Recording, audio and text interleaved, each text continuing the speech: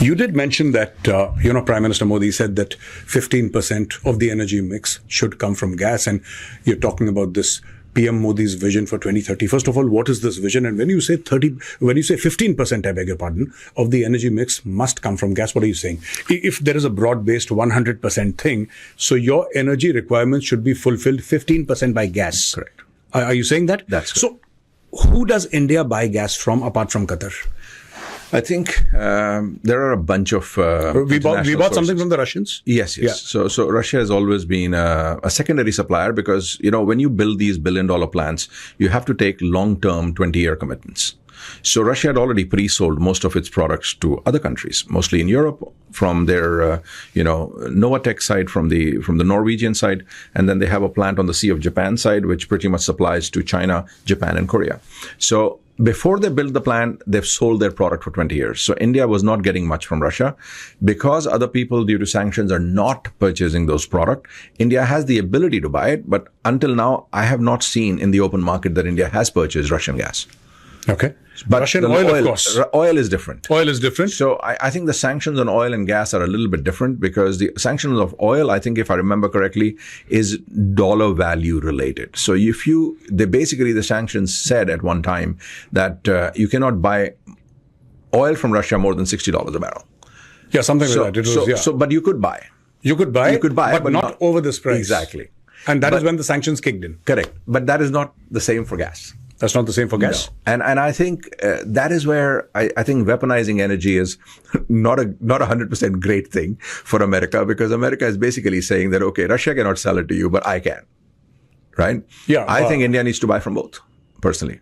From both? Yeah. I think India should not say no to Russia from buying product from them. But India should not say no to America either. Of course not. Why should you buy from wherever you get a good deal? Exactly. If it makes economic sense for an Indian consumer, you make a deal. That's what the need is, and it also diversifies the supply. Absolutely. So this PM Modi's Vision 2030. I'd like you to expand on this, please. Sure. I'll explain it to you in a different way, from a different perspective. All right. So when we look about gas distribution in India, right?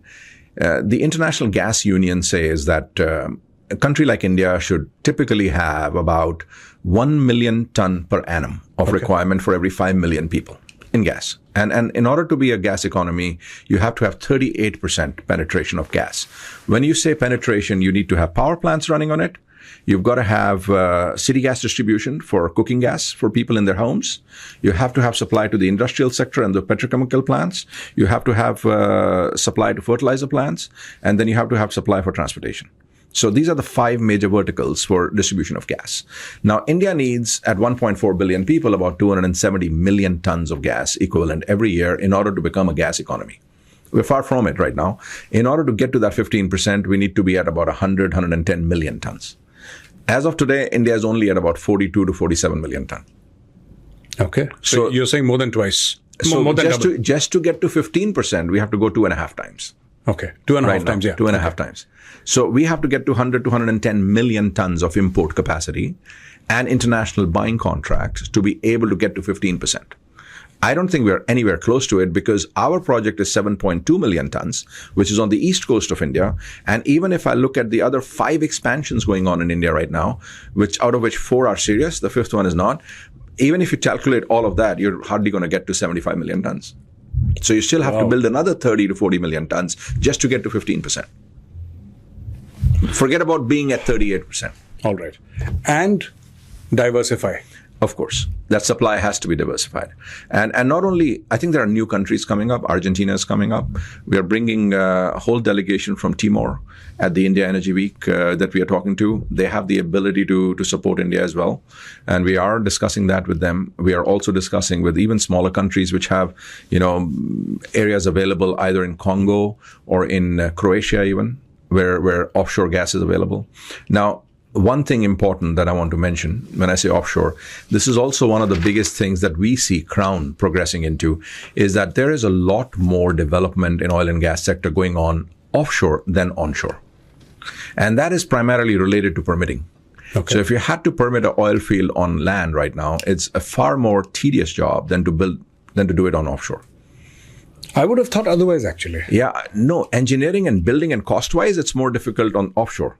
Yes. But ease of permitting is actually more difficult on land. Ease of permitting is more difficult on Yes. land. Okay. This I have understood. Now, what's happening in Kakinada? So Kakinara, I think, is Andhra Pradesh. Yes. What's happening there? So that's where we have our 7.2 million ton facility. And you're saying coming up. thousands of people get jobs? Yes, yes. So this was actually a very important point in my life because we could have comfortably constructed our GBS in the Philippines or in Dubai. Okay. But I had to fight out with my board and everybody to make a decision that it will be made in India. So the whole gravity-based structure, the whole shipyard, which is a gravity-based shipyard, is going to be constructed in Kakinara to create about 3,000 to 4,000 jobs. And that, mind you, that technology is coming to India. It will remain in India. It's a Norwegian technology which will be brought to India, and people will be skilled and able to do it. So when we go on from Kakinara to Haldia, for example, that is where we are aiming our next terminal. Sure. It is also going to be constructed there. We are aiming our third terminal for Vietnam, which will happen further down, which is in permitting stages right now in Vietnam. That will be a 10 million ton facility will be constructed in Kakinada. So India will not only get, call it a shipyard, because, and that skill set doesn't exist, and it creates thousands of jobs for sure. Excellent. So what is happening in Vietnam will be made in India and then shifted to Vietnam. Correct, yes. And then it'll be deployed in Vietnam. That is 100% right, yes. And in the meantime, while we are doing this, we may get more opportunities. We're going to look at which can be constructed at the same yard. Because You're talking about the gravity-based structure, which so the structure gets goes down. So structure gets constructed in a dry dock. Okay. So we are now going to start building the dry dock this year. Just tell me, how much does it weigh? I just want to know. So approximately somewhere around 150,000 tons, which is when it's empty. When it is fully full with gas, liquid, it is about 250,000 tons. 250,000 tons. Correct. Approximately.